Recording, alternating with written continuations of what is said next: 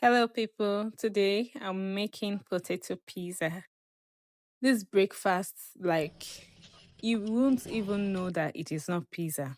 So, you need carrots, tomato, onion, green peas, and then your potato. So, here I've washed my vegetables, and then as you can see, I'm grating my carrots and my green pea. I'm just preparing all my veggies, getting ready to prep this sumptuous breakfast. This is actually my first YouTube video, so comment the country you're watching from so I can give you a shout out in my next video.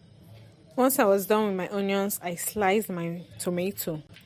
This breakfast is really for a weight loss, like when you're trying to maintain your weight and or when you're trying to lose weight. It's very, very filling. So here I was slicing my potato to make it very flat, like very, very thin. And then I washed it. After washing it, I soaked it in water for some minutes to remove those starchy whitish stuff on it. And then it was time to stir fry my veggies. I stir fry my veggies to give it that taste. You know what I mean? And then I introduced my eggs. I used 2 eggs for this recipe. This recipe is high in protein because of the egg and the cheese. I put my salt, my pepper, of course, much pepper. And then I put in my stir fry veggies into the mixture. Now it's time to start the real cooking. I place the potato slices in my pan.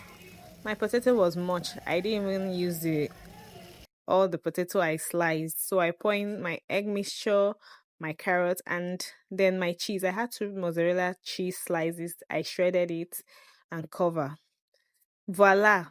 My potato pizza is ready. Like, guys, you won't believe it. This is just like pizza without the dough. This was the only portion I could even eat because everybody wanted to have a bite. It was so yummy. Like, share, and subscribe for more.